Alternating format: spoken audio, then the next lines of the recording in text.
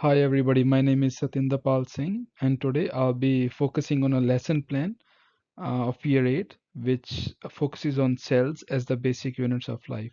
This presentation will outline the lesson background, teaching strategies, differentiation for diverse learners, assessment and feedback, and will also provide some links to the Australian professional standards for teachers.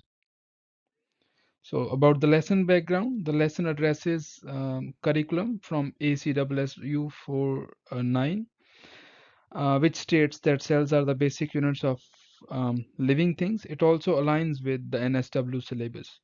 The learning intention is for students to understand that cells are the fundamental units of life. The success criteria includes labeling organelles, describing their functions, and comparing plant and animal cells. This builds on year 7 knowledge of living and non-living things. So, diverse learners have also been focused in the lesson plan. So my class will include two EALD learners and autistic student. For EALD learner, I'll use scaffolds such as visuals, vocabulary banks, sentence frames consistent with Gibbon's work. For the autistic student, I provide predictable routines, step-by-step instructions, and visual schedules to reduce anxiety and support engagement. Inclusive strategies are built into all parts of the lesson, from teaching to assessment. This lesson balances direct teaching, cooperative learning, and inquiry. I'll start with the providing some diagrams and animations of plant and animal cells to reduce abstraction, which will be followed by Roshine's principles of explicit teaching, on which this assignment has also been based. Students will then take part in a jigsaw activity where each student researches one organelle and then teaches their peers, which will support peer learning.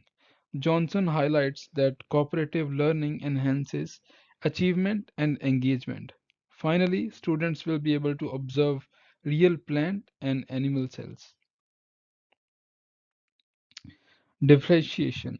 So differentiation is carefully embedded. For EALD students, I'll provide bilingual glossaries, label diagrams, and sentence starters such as the mitochondria is responsible for dash, so they can fill it. And for the autistic student, I'll use visual schedules, chunk instructions, and allow responses through diagrams as an alternative to extended writing.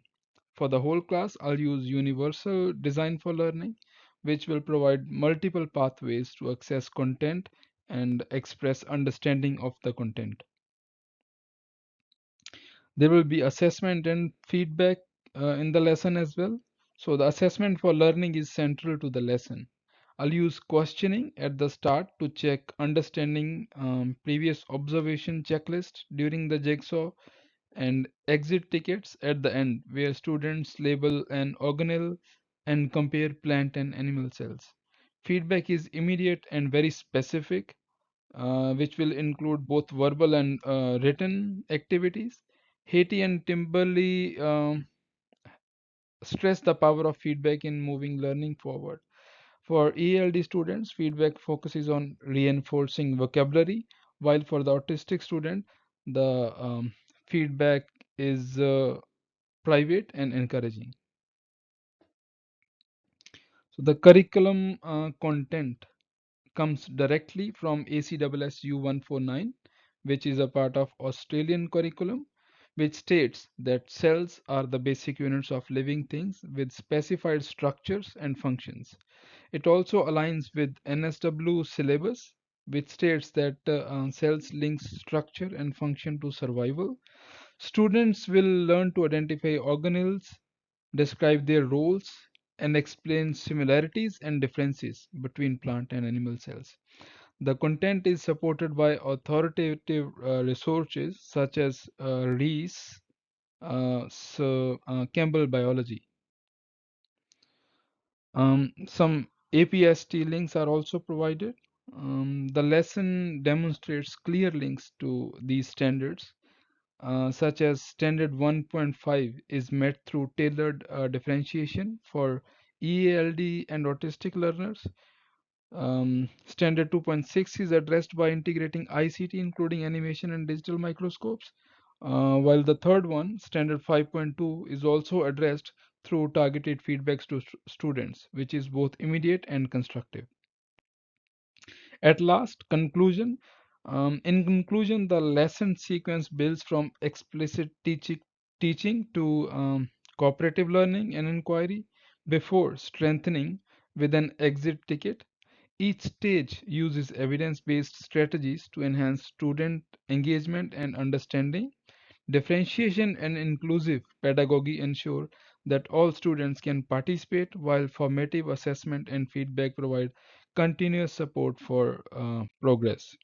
And there are some key references that inform the lesson design, including works on autism, formative assessment, inquiry learning, and universal design on learning. These additional references provide the theoretical foundation of scaffolding ALD learners, the importance of feedback, cooperative learning, subject content, and Rose Shine's principles of instruction. So that's all. Thank you.